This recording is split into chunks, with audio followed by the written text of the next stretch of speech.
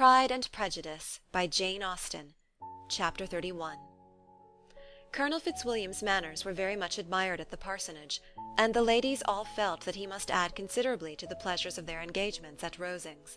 It was some days, however, before they received any invitation thither, for while there were visitors in the house they could not be necessary, and it was not till Easter Day, almost a week after the gentlemen's arrival, that they were honoured by such an attention, and then they were merely asked on leaving church to come there in the evening. For the last week they had seen very little of Lady Catherine or her daughter. Colonel Fitzwilliam had called at the parsonage more than once during the time, but Mr. Darcy they had only seen at church. The invitation was accepted, of course, and at a proper hour they joined the party in Lady Catherine's drawing-room. Her ladyship received them civilly, but it was plain that their company was by no means so acceptable as when she could get nobody else, and she was in fact almost engrossed by her nephews, speaking to them, especially to Darcy, much more than to any other person in the room. Colonel Fitzwilliam seemed really glad to see them. Anything was a welcome relief to him at Rosings, and Mrs. Collins's pretty friend had moreover caught his fancy very much. He now seated himself by her, and talked so agreeably of Kent and Hertfordshire, of travelling and staying at home, of new books and music, that Elizabeth had never been half so well entertained in that room before. And they conversed with so much spirit and flow as to draw the attention of Lady Catherine herself, as well as of Mr. Darcy. His eyes had been soon and repeatedly turned towards them with a look of curiosity, and that her ladyship after a while shared the feeling was more openly acknowledged, for she did not scruple to call out, "What is it that you are saying, Fitzwilliam? What is it you are talking of? What are you telling Miss Bennet? Let me hear what it is." "We are speaking of music, madam," said he, when no longer able to avoid a reply. "Of music? Then pray speak aloud. It is of all subjects my delight. I must have my share in the conversation, if you are speaking of music.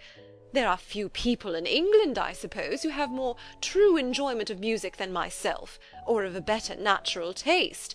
If I had ever learnt, I should have been a great proficient, and so would Anne, if her health had allowed her to apply. I am confident that she would have performed delightfully. How does Georgiana get on, Darcy?" Mr. Darcy spoke with affectionate praise of his sister's proficiency. "I am very glad to hear such a good account of her," said Lady Catherine, "and pray tell her from me that she cannot expect to excel if she does not practise a good deal." "I assure you, madam," he replied, "that she does not need such advice. She practises very constantly." "So much the better. It cannot be done too much, and when I next write to her, I shall charge her not to neglect it on any account. I often tell young ladies that no excellence in music is to be acquired without constant practice. I have told Miss Bennet several times that she will never play really well unless she practises more, and though Mrs. Collins has no instrument, she is very welcome, as I have often told her, to come to Rosings every day and play on the pianoforte in Mrs. Jenkinson's room. She would be in nobody's way, you know, in that part of the house." Mr. Darcy looked a little ashamed of his aunt's ill-breeding, and made no answer. When coffee was over, Colonel Fitzwilliam reminded Elizabeth of having promised to play to him, and she sat down directly to the instrument. He drew a chair near her. Lady Catherine listened to half a song, and then talked as before to the other nephew, till the latter walked away from her, and making with his usual deliberation towards the pianoforte, stationed himself so as to command a full view of the fair performer's countenance. Elizabeth saw what he was doing, and at the first convenient pause, turned to him with an arch smile, and said, "You mean to frighten me, Mr. Darcy, by coming in all this state to hear me? I will not be alarmed, though your sister does play so well. There is a stubbornness about me that never can bear to be frightened at the will of others. My courage always rises at every attempt to intimidate me." "I shall not say you are mistaken," he replied, "because you could not really believe me to entertain any design of alarming you, and I have had the pleasure of your acquaintance long enough to know that you find great enjoyment in occasionally professing opinions which in fact are not your own." Elizabeth laughed heartily at this picture of herself, and said to Colonel Fitzwilliam, "Your cousin will give you a very pretty notion of me, and teach you not to believe a word I say. I am particularly unlucky in meeting with a person so able to expose my real character in a part of the world where I had hoped to pass myself off with some degree of credit.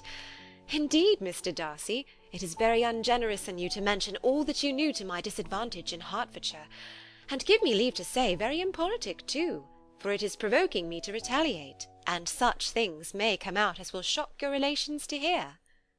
"I am not afraid of you," said he, smilingly. "Pray let me hear what you have to accuse him of," cried Colonel Fitzwilliam. "I should like to know how he behaves among strangers." "You shall hear, then, but prepare yourself for something very dreadful. The first time of my ever seeing him in Hertfordshire, you must know, was at a ball, and at this ball what do you think he did? He danced only 4 dances, though gentlemen were scarce, and to my certain knowledge more than one young lady was sitting down in want of a partner. Mr. Darcy, you cannot deny the fact." "I had not at that time the honour of knowing any lady in the assembly beyond my own party." "True, and nobody can ever be introduced in a ball-room. Well, Colonel Fitzwilliam, what do I play next? My fingers await your orders." "Perhaps," said Darcy, "I should have judged better, had I sought an introduction, but I am ill qualified to recommend myself to strangers." "Shall we ask your cousin the reason of this?" said Elizabeth, still addressing Colonel Fitzwilliam. "Shall we ask him why a man of sense and education, and who has lived in the world, is ill qualified to recommend himself to strangers?" "I can answer your question," said Fitzwilliam. "Without applying to him, it is because he will not give himself the trouble." "I certainly have not the talent which some people possess," said Darcy, "of conversing easily with those I have never seen before. I cannot catch their tone of conversation, or appear interested in their concerns, as I often see done." "My fingers," said Elizabeth, "do not move over this instrument in the masterly manner which I see so many women's do. They have not the same force or rapidity, and do not produce the same expression.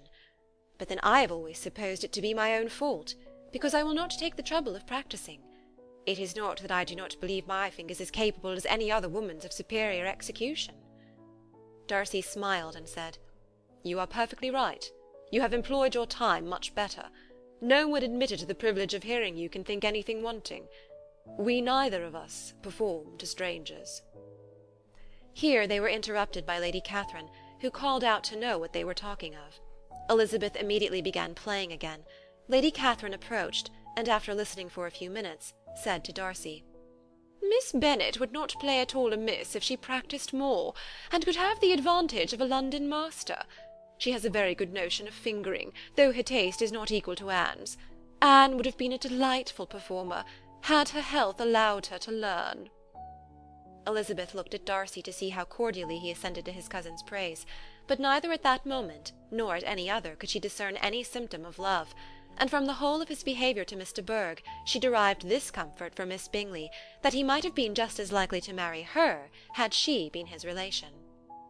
Lady Catherine continued her remarks on Elizabeth's performance, mixing with them many instructions on execution and taste.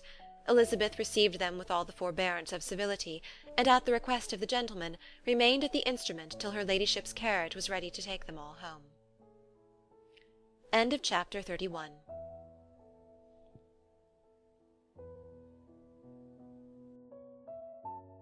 Pride and Prejudice by Jane Austen. Chapter 32. Elizabeth was sitting by herself the next morning, and writing to Jane while Mrs. Collins and Maria were gone on business into the village, when she was startled by a ring at the door, the certain signal of a visitor. As she had heard no carriage, she thought it not unlikely to be Lady Catherine, and under that apprehension was putting away her half-finished letter that she might escape all impertinent questions, when the door opened, and to her very great surprise, Mr. Darcy, and Mr. Darcy only, entered the room. He seemed astonished, too, at finding her alone, and apologized for his intrusion by letting her know that he had understood all the ladies were to be within. They then sat down, and when her inquiries after Rosings were made, seemed in danger of sinking into total silence.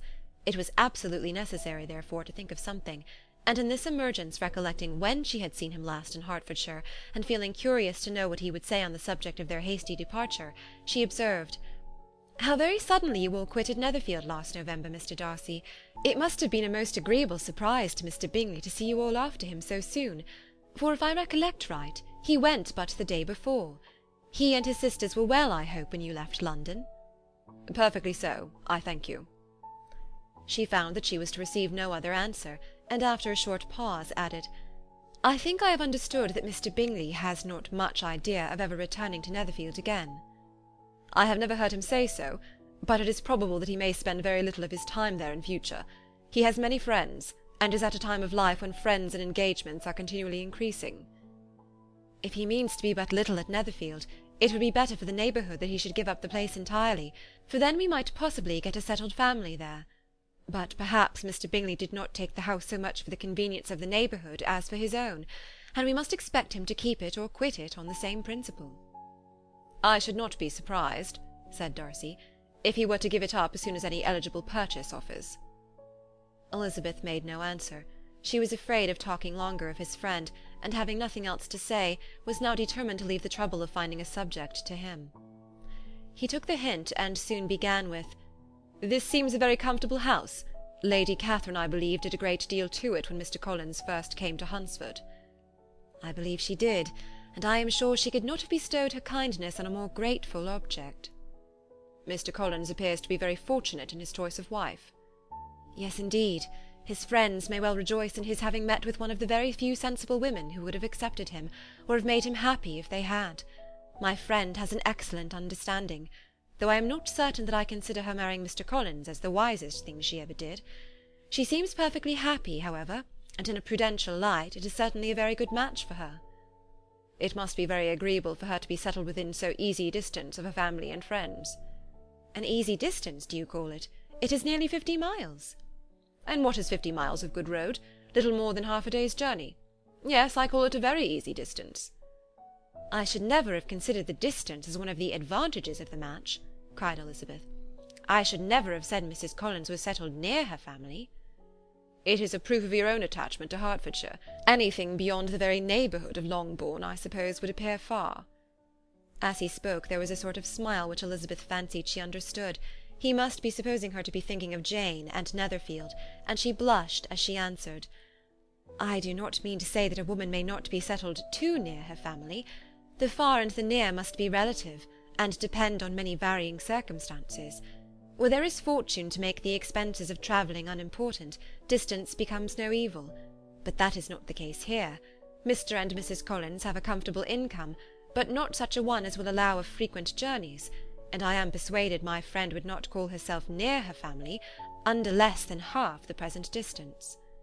Mr. Darcy drew his chair a little towards her, and said, "You cannot have the right to such a very strong local attachment. You cannot have been always at Longbourn." Elizabeth looked surprised. The gentleman experienced some change of feeling. He drew back his chair, took a newspaper from the table, and glancing over it, said in a colder voice, "Are you pleased with Kent?" A short dialogue on the subject of the country ensued, on either side calm and concise, and soon put an end to by the entrance of Charlotte and her sister, just returned from her walk. The tete-a-tete surprised them. Mr. Darcy related the mistake which had occasioned his intruding on Miss Bennet, and after sitting a few minutes longer without saying much to anybody, went away. "What can be the meaning of this?" said Charlotte, as soon as he was gone. "My dear Eliza, he must be in love with you, or he would never have called on us in this familiar way." But when Elizabeth told of his silence, it did not seem very likely, even to Charlotte's wishes, to be the case, and after various conjectures, they could at last only suppose his visit to proceed from the difficulty of finding anything to do, which was the more probable from the time of year. All field sports were over. Within doors there was Lady Catherine, books, and a billiard table, but a gentleman cannot always be within doors, and in the nearness of the parsonage, or the pleasantness of the walk to it, or of the people who lived in it, the two cousins found a temptation from this period of walking thither almost every day. They called at various times of the morning, sometimes separately, sometimes together, and now and then accompanied by their aunt. It was plain to them all that Colonel Fitzwilliam came because he had pleasure in their society, a persuasion which of course recommended him still more, and Elizabeth was reminded by her own satisfaction in being with him, as well as by his evident admiration of her former favourite George Wickham, and though in comparing them she saw there was less captivating softness in Colonel Fitzwilliam's manners, she believed he might have the best informed mind. But why Mr. Darcy came so often to the parsonage, it was more difficult to understand. It could not be for society, as he frequently sat there 10 minutes together without opening his lips, and when he did speak it seemed the effect of necessity rather than of choice, a sacrifice to propriety, not a pleasure to himself. He seldom appeared really animated. Mrs. Collins knew not what to make of him. Colonel Fitzwilliam's occasionally laughing at his stupidity proved that he was generally different, which her own knowledge of him could not have told her, and as she would like to have believed this change the effect of love, and the object of that love her friend Eliza, she set herself seriously at work to find it out. She watched him whenever they were at Rosings, and whenever he came to Hunsford, but without much success. He certainly looked at her friend a great deal, but the expression of that look was disputable. It was an earnest, steadfast gaze, but she often doubted whether there were much admiration in it, and sometimes it seemed nothing but absence of mind. She had once or twice suggested to Elizabeth the possibility of his being partial to her, but Elizabeth always laughed at the idea, and Mrs. Collins did not think it right to press the subject, from the danger of raising expectations which might only end in disappointment, for in her opinion it admitted not of a doubt that all her friend's dislike would vanish if she could suppose him to be in her power. In her kind schemes for Elizabeth, she sometimes planned her marrying Colonel Fitzwilliam. He was beyond comparison the most pleasant man, he certainly admired her, and his situation in life was most eligible. But, to counterbalance these advantages, Mr. Darcy had considerable patronage in the church, and his cousin could have none at all. End of chapter 32.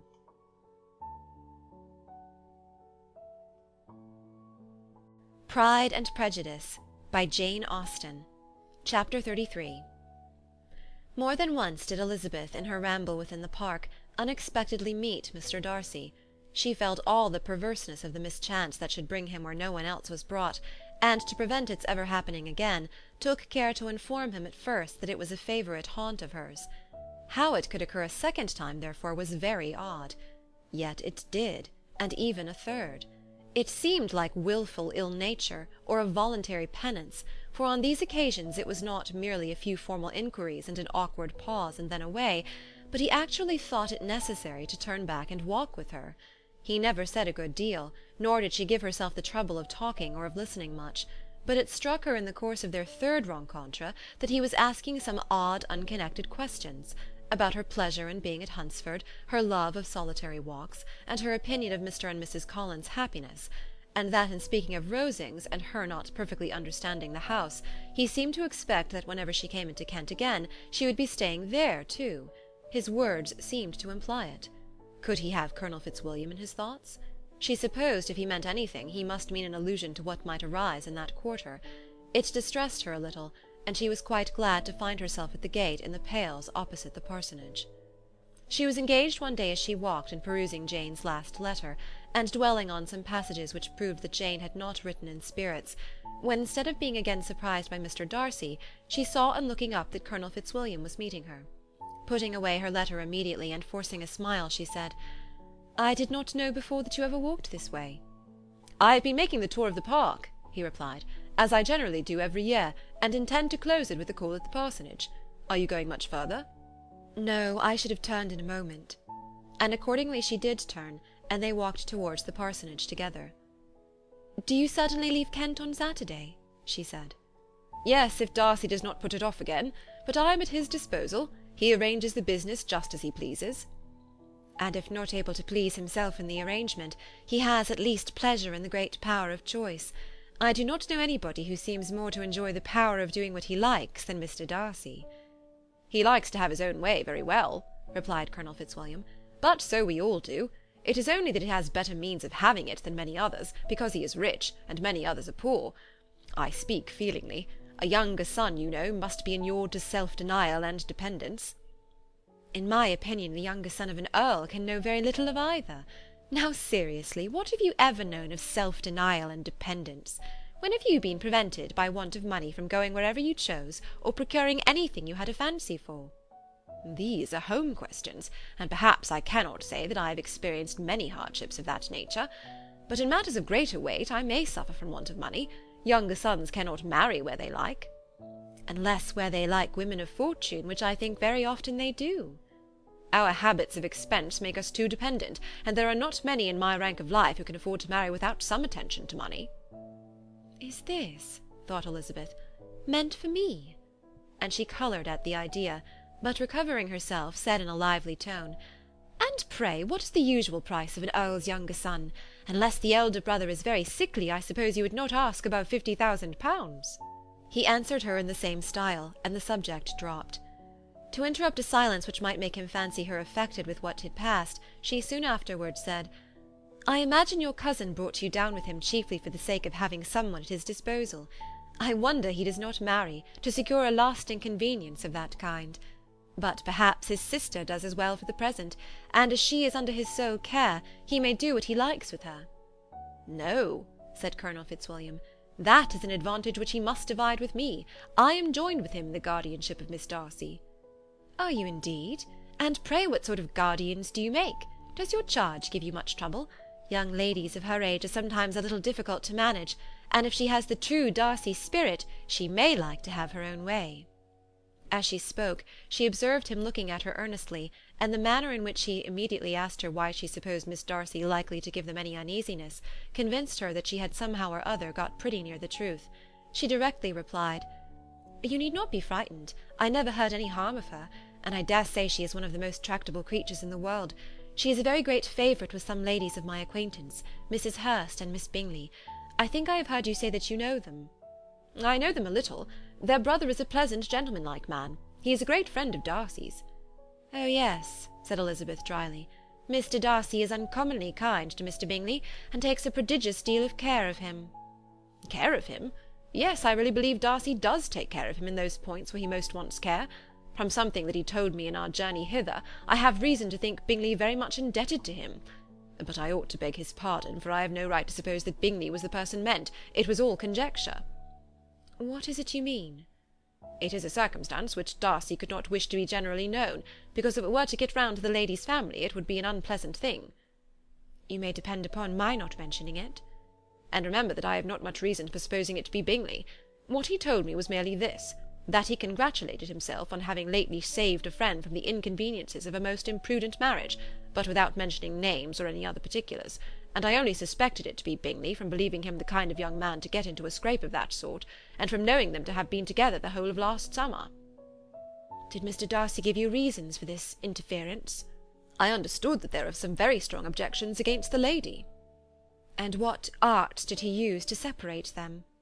"He did not talk to me of his own arts," said Fitzwilliam, smiling. "He only told me what I have told you now." Elizabeth made no answer, and walked on, her heart swelling with indignation. After watching her a little, Fitzwilliam asked her why she was so thoughtful. "I am thinking of what you have been telling me," said she. "Your cousin's conduct does not suit my feelings. Why was he to be the judge?" "You are rather disposed to call his interference officious?" "I do not see what right Mr. Darcy had to decide on the propriety of his friend's inclination, or why upon his own judgment alone he was to determine and direct in what manner his friend was to be happy. But," she continued, recollecting herself, "as we know none of the particulars, it is not fair to condemn him. It is not to be supposed that there was much affection in the case." "That is not an unnatural surmise," said Fitzwilliam, "but it is a lessening of the honour of my cousin's triumph very sadly." This was spoken jestingly, but it appeared to her so just a picture of Mr. Darcy that she would not trust herself with an answer, and therefore, abruptly changing the conversation, talked on indifferent matters until they reached the parsonage. There, shut into her own room as soon as their visitor left them, she could think without interruption of all that she had heard. It was not to be supposed that any other people could be meant than those with whom she was connected. There could not exist in the world two men over whom Mr. Darcy could have such boundless influence. That he had been concerned in the measures taken to separate Bingley and Jane she had never doubted, but she had always attributed to Miss Bingley the principal design and arrangement of them. If his own vanity, however, did not mislead him, he was the cause, his pride and caprice were the cause, of all that Jane had suffered and still continued to suffer. He had ruined for a while every hope of happiness for the most affectionate, generous heart in the world, and no one could say how lasting an evil he might have inflicted. "There were some very strong objections against the lady," were Colonel Fitzwilliam's words, and those strong objections probably were, her having one uncle who was a country attorney, and another who was in business in London. "To Jane herself," she exclaimed, "there could be no possibility of objection, all loveliness and goodness as she is, her understanding excellent, her mind improved, and her manners captivating. Neither could anything be urged against my father, who, though with some peculiarities, has abilities Mr. Darcy himself need not disdain, and respectability which he will probably never reach." When she thought of her mother, her confidence gave way a little, but she would not allow that any objections there had material weight with Mr. Darcy, whose pride, she was convinced, would receive a deeper wound from the want of importance in his friends' connections than from their want of sense, and she was quite decided at last that he had been partly governed by this worst kind of pride, and partly by the wish of retaining Mr. Bingley for his sister. The agitation and tears which the subject occasioned brought on a headache, and it grew so much worse towards the evening that, added to her unwillingness to see Mr. Darcy, it determined her not to attend her cousins to Rosings, where they were engaged to drink tea. Mrs. Collins, seeing that she was really unwell, did not press her to go, and as much as possible prevented her husband from pressing her, but Mr. Collins could not conceal his apprehension of Lady Catherine's being rather displeased by her staying at home. End of Chapter 33. Pride and Prejudice by Jane Austen. Chapter 34. When they were gone, Elizabeth, as if intending to exasperate herself as much as possible against Mr. Darcy, chose for her employment the examination of all the letters which Jane had written to her since her being in Kent. They contained no actual complaint, nor was there any revival of past occurrences, or any communication of present suffering. But in all, and in almost every line of each, there was a want of that cheerfulness which had been used to characterize her style, and which, proceeding from the serenity of a mind at ease with itself, and kindly disposed towards every one, had been scarcely ever clouded. Elizabeth noticed every sentence conveying the idea of uneasiness, with an attention which it had hardly received on the first perusal. Mr. Darcy's shameful boast of what misery he had been able to inflict gave her a keener sense of her sister's sufferings. It was some consolation to think that his visit to Rosings was to end on the day after the next, and a still greater, that in less than a fortnight she should herself be with Jane again, and enabled to contribute to the recovery of her spirits by all that affection could do. She could not think of Darcy's leaving Kent without remembering that his cousin was to go with him, but Colonel Fitzwilliam had made it clear that he had no intentions at all, and agreeable as he was, she did not mean to be unhappy about him. While settling this point, she was suddenly roused by the sound of the door-bell, and her spirits were a little fluttered by the idea of its being Colonel Fitzwilliam himself, who had once before called late in the evening, and might now come to inquire particularly after her. But the idea was soon banished, and her spirits were very differently affected, when, to her utter amazement, she saw Mr. Darcy walk into the room. In an hurried manner he immediately began an inquiry after her health, imputing his visit to a wish of hearing that she were better. She answered him with cold civility. He sat down for a few moments, and then getting up, walked about the room. Elizabeth was surprised, but said not a word. After a silence of several minutes, he came towards her in an agitated manner, and thus began. "In vain I have struggled. It will not do. My feelings will not be repressed. You must allow me to tell you how ardently I admire and love you." Elizabeth's astonishment was beyond expression. She stared, coloured, doubted, and was silent. This he considered sufficient encouragement, and the avowal of all that he felt, and had long felt for her, immediately followed. He spoke well, but there were feelings besides those of the heart to be detailed, and he was not more eloquent on the subject of tenderness than of pride. His sense of her inferiority, of its being a degradation, of the family obstacles which had always opposed to inclination, were dwelt on with a warmth which seemed due to the consequence he was wounding, but was very unlikely to recommend his suit. In spite of her deeply rooted dislike, she could not be insensible to the compliment of such a man's affection, and though her intentions did not vary for an instant, she was at first sorry for the pain he was to receive, till, roused to resentment by his subsequent language, she lost all compassion in anger. She tried, however, to compose herself to answer him with patience, when he should have done. He concluded with representing to her the strength of that attachment which, in spite of all his endeavours, he had found impossible to conquer, and with expressing his hope that it would now be rewarded by her acceptance of his hand. As he said this, she could easily see that he had no doubt of a favourable answer. He spoke of apprehension and anxiety, but his countenance expressed real security. Such a circumstance could only exasperate further, and when he ceased, the colour rose into her cheeks, and she said, "In such cases as this, it is, I believe, the established mode to express a sense of obligation for the sentiments avowed, however unequally they may be returned. It is natural that obligation should be felt, and if I could feel gratitude, I would now thank you. But I cannot. I have never desired your good opinion, and you have certainly bestowed it most unwillingly. I am sorry to have occasioned pain to any one. It has been most unconsciously done, however, and I hope will be of short duration. The feelings which, you tell me, have long prevented the acknowledgment of your regard, can have little difficulty in overcoming it after this explanation." Mr. Darcy, who was leaning against the mantelpiece with his eyes fixed on her face, seemed to catch her words with no less resentment than surprise. His complexion became pale with anger, and the disturbance of his mind was visible in every feature. He was struggling for the appearance of composure, and would not open his lips till he believed himself to have attained it. The pause was to Elizabeth's feelings dreadful. At length, with a voice of forced calmness, he said, "And this is all the reply which I am to have the honour of expecting? I might perhaps wish to be informed why, with so little endeavour at civility, I am thus rejected, but it is of small importance." "I might as well inquire," replied she, "why, with so evident a desire of offending and insulting me, you chose to tell me that you liked me against your will, against your reason, and even against your character. Was not this some excuse for incivility, if I was incivil? But I have other provocations, you know I have. Had not my feelings decided against you, had they been indifferent, or had they even been favourable, do you think that any consideration would tempt me to accept the man who has been the means of ruining, perhaps for ever, the happiness of a most beloved sister?" As she pronounced these words, Mr. Darcy changed colour, but the emotion was short, and he listened without attempting to interrupt her, while she continued, "I have every reason in the world to think ill of you. No motive can excuse the unjust and ungenerous part you acted there.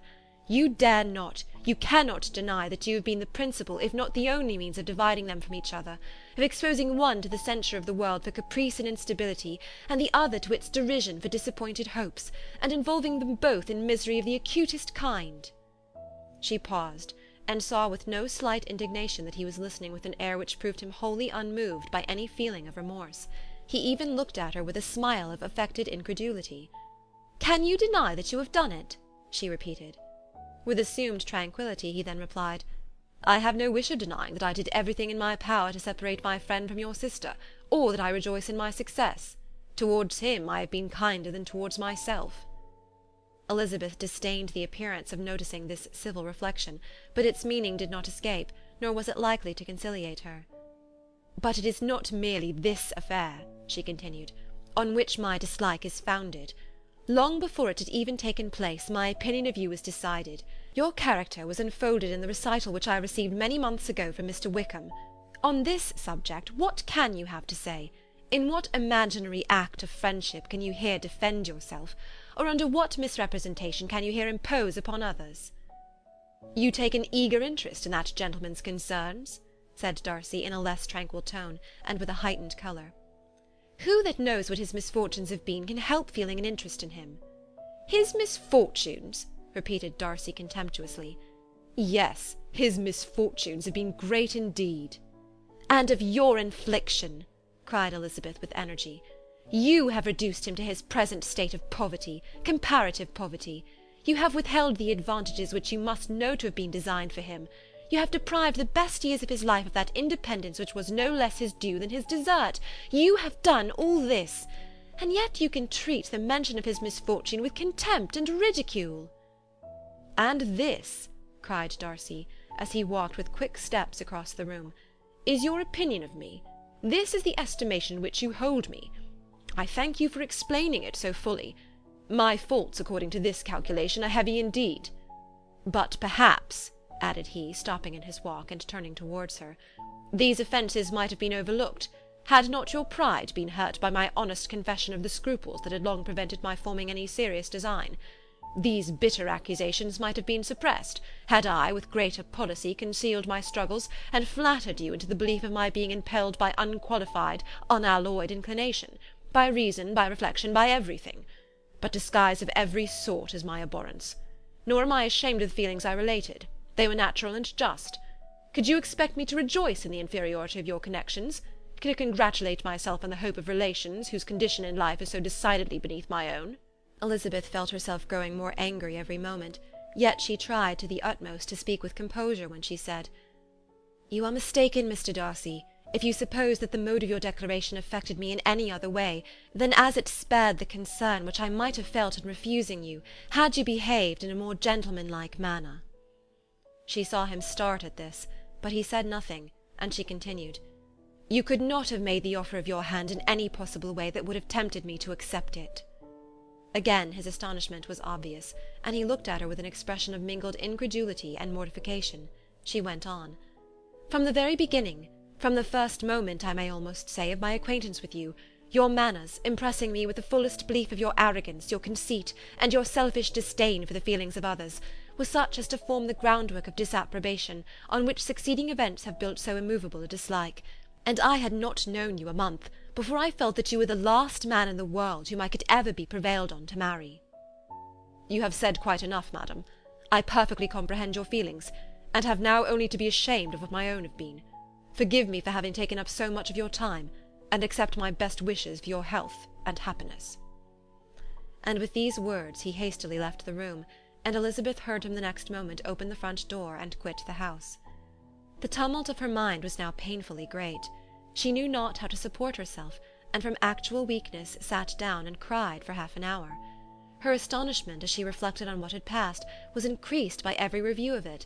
That she should receive an offer of marriage from Mr. Darcy, that he should have been in love with her for so many months, so much in love as to wish to marry her in spite of all the objections which had made him prevent his friends marrying her sister, and which must appear at least with equal force in his own case, was almost incredible. It was gratifying to have inspired unconsciously so strong an affection. But his pride, his abominable pride, his shameless avowal of what he had done with respect to Jane, his unpardonable assurance in acknowledging, though he could not justify it, and the unfeeling manner in which he had mentioned Mr. Wickham, his cruelty towards whom he had not attempted to deny, soon overcame the pity which the consideration of his attachment had for a moment excited. She continued in very agitated reflections, till the sound of Lady Catherine's carriage made her feel how unequal she was to encounter Charlotte's observation, and hurried her away to her room. End of chapter 34.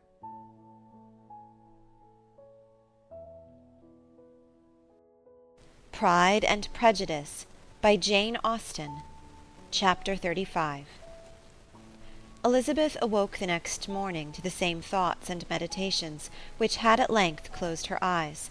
She could not yet recover from the surprise of what had happened. It was impossible to think of anything else, and totally indisposed for employment, she resolved, soon after breakfast, to indulge herself in air and exercise. She was proceeding directly to her favourite walk, when the recollection of Mr. Darcy's sometimes coming there stopped her, and instead of entering the park, she turned up the lane which led farther from the turnpike road. The park paling was still the boundary on one side, and she soon passed one of the gates into the grounds. After walking 2 or 3 times along that part of the lane, she was tempted, by the pleasantness of the morning, to stop at the gates and look into the park. The 5 weeks which she had now passed in Kent had made a great difference in the country, and every day was adding to the verdure of the early trees. She was on the point of continuing her walk, when she caught a glimpse of a gentleman within the sort of grove which edged the park. He was moving that way, and fearful of its being Mr. Darcy, she was directly retreating. But the person who advanced was now near enough to see her, and stepping forward with eagerness, pronounced her name. She had turned away, but on hearing herself called, though in a voice which proved it to be Mr. Darcy, she moved again towards the gate. He had by that time reached it also, and holding out a letter which she instinctively took, said with a look of haughty composure, "I have been walking in the grove some time in the hope of meeting you. Will you do me the honour of reading that letter?" And then, with a slight bow, turned again into the plantation, and was soon out of sight. With no expectation of pleasure, but with the strongest curiosity, Elizabeth opened the letter, and to her still increasing wonder, perceived an envelope containing 2 sheets of letter-paper, written quite through in a very close hand. The envelope itself was likewise full. Pursuing her way along the lane, she then began it. It was dated from Rosings at 8 o'clock in the morning, and was as follows. "Be not alarmed, madam, on receiving this letter, by the apprehension of its containing any repetition of those sentiments or renewal of those offers which were last night so disgusting to you. I write without any intention of paining you, or humbling myself, by dwelling on wishes which, for the happiness of both, cannot be too soon forgotten, and the effort which the formation and perusal of this letter must occasion should have been spared, had not my character required it to be written and read. You must, therefore, pardon the freedom with which I demand your attention. Your feelings, I know, will bestow it unwillingly, but I demand it of your justice. Two offences of a very different nature, and by no means of equal magnitude, you last night laid to my charge.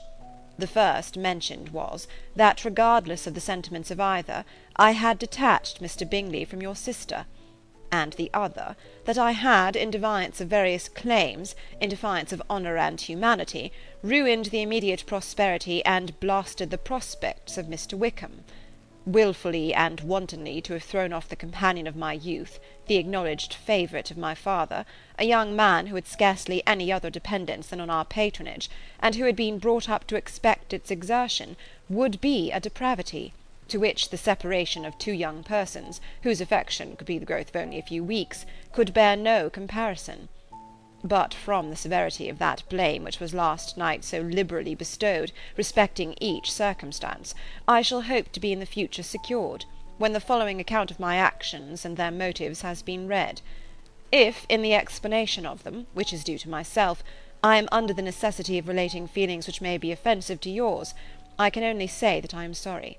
The necessity must be obeyed, and further apology would be absurd. I had not long been in Hertfordshire before I saw, in common with others, that Bingley preferred your elder sister to any other young woman in the country. But it was not till the evening of the dance at Netherfield that I had any apprehension of his feeling a serious attachment. I had often seen him in love before. At that ball, while I had the honour of dancing with you, I was first made acquainted, by Sir William Lucas's accidental information, that Bingley's attentions to your sister had given rise to a general expectation of their marriage. He spoke of it as a certain event of which the time alone could be undecided. From that moment I observed my friend's behaviour attentively, and I could then perceive that his partiality for Miss Bennet was beyond what I had ever witnessed in him. Your sister I also watched. Her look and manners were open, cheerful, and engaging as ever, but without any symptom of peculiar regard, and I remained convinced from the evening's scrutiny that though she received his attentions with pleasure, she did not invite them by any participation of sentiment. If you have not been mistaken here, I must have been in error. Your superior knowledge of your sister must make the latter probable. If it be so, if I have been misled by such error to inflict pain on her, your resentment has not been unreasonable. But I shall not scruple to assert that the serenity of your sister's countenance and air was such as might have given the most acute observer a conviction that, however amiable her temper, her heart was not likely to be easily touched. That I was desirous of believing her indifferent is certain, but I will venture to say that my investigation and decisions are not usually influenced by my hopes or fears. I did not believe her to be indifferent because I wished it. I believed it on impartial conviction, as truly I wished it in reason. My objections to the marriage were not merely those which I last night acknowledged to have the utmost force of passion to put aside, in my own case. The want of connection could not be so great an evil to my friend as to me. But there were other causes of repugnance, causes which, though still existing, and existing to an equal degree in both instances, I had myself endeavoured to forget, because they were not immediately before me. These causes must be stated, though briefly. The situation of your mother's family, though objectionable, was nothing in comparison to that total want of propriety so frequently, so almost uniformly betrayed by herself, by your three younger sisters, and occasionally even by your father. Pardon me. It pains me to offend you. But amidst your concern for the defects of your nearest relations, and your displeasure at this representation of them, let it give you consolation to consider that, to have conducted yourselves so as to avoid any share of the like censure, is praise no less generally bestowed on you and your elder sister, than it is honourable to the sense and disposition of both. I will only say farther, that from what passed that evening, my opinion of all parties was confirmed, and every inducement heightened which could have led me before, to preserve my friend from what I esteemed a most unhappy connection. He left Netherfield for London on the day following, as you, I am certain, remember, with the design of soon returning. The part which I acted is now to be explained. His sister's uneasiness had been equally excited with my own. Our coincidence of feeling was soon discovered, and alike sensible that no time was to be lost in detaching their brother, we shortly resolved on joining him directly in London. We accordingly went, and there I readily engaged in the office of pointing out to my friend the certain evils of such a choice. I described and enforced them earnestly. But however this remonstrance might have staggered or delayed his determination, I do not suppose that it would ultimately have prevented the marriage, had it not been seconded by the assurance that I hesitated not in giving, of your sister's indifference. He had before believed her to return his affection with sincere, if not with equal regard. But Bingley has a great natural modesty, with a stronger dependence on my judgment than on his own. To convince him, therefore, that he had deceived himself was no very difficult point. To persuade him against returning into Hertfordshire, when that conviction had been given, was scarcely the work of a moment.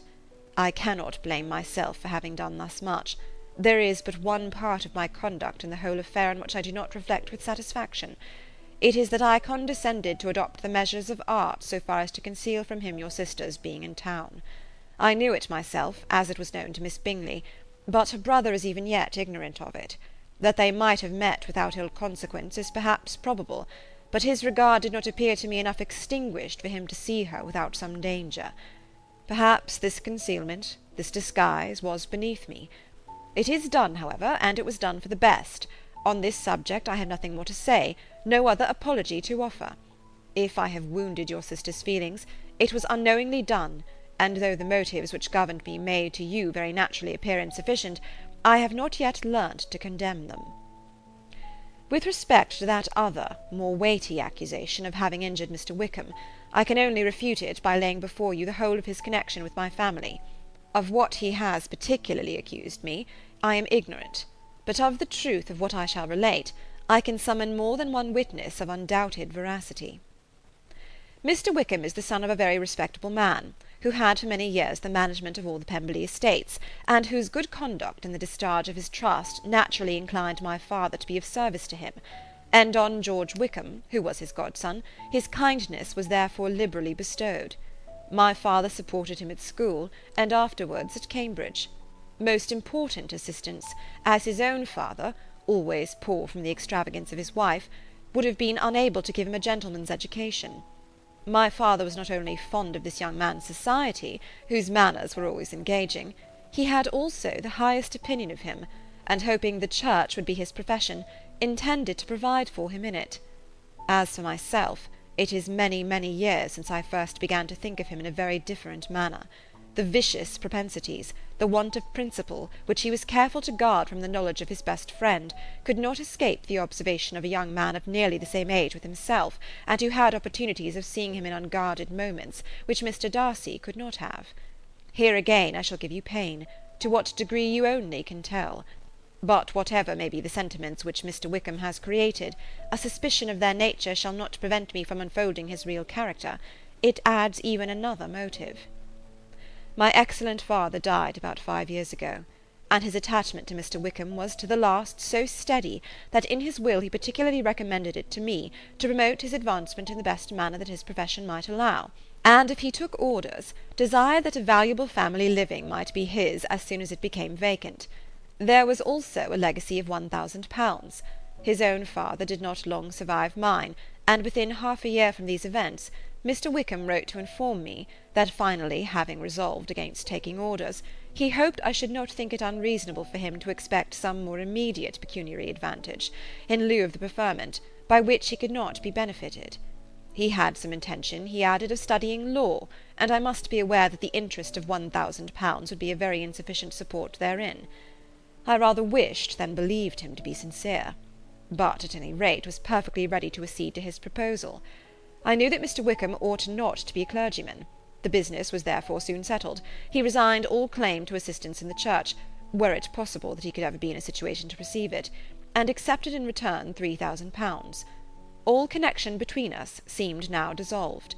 I thought too ill of him to invite him to Pemberley, or admit his society in town. In town I believe he chiefly lived, but his studying the law was a mere pretence, and being now free from all restraint, his life was a life of idleness and dissipation. For about 3 years I heard little of him, but on the decease of the incumbent of the living which had been designed for him, he applied to me again by letter for the presentation. His circumstances, he assured me, and I had no difficulty in believing it, were exceedingly bad. He had found the law a most unprofitable study, and was now absolutely resolved on being ordained, if I would present him to the living in question, of which he trusted there could be little doubt, as he was well assured that I had no other person to provide for, and I could not have forgotten my revered father's intentions. You will hardly blame me for refusing to comply with this entreaty, or for resisting every repetition to it. His resentment was in proportion to the distress of his circumstances, and he was doubtless as violent in his abuse of me to others as in his reproaches to myself. After this period every appearance of acquaintance was dropped. How he lived I know not, but last summer he was again most painfully obtruded on my notice. I must now mention a circumstance which I would wish to forget myself, and which no obligation less than the present should induce me to unfold to any human being. Having said thus much, I feel no doubt of your secrecy. My sister, who is more than 10 years my junior, was left to the guardianship of my mother's nephew, Colonel Fitzwilliam, and myself.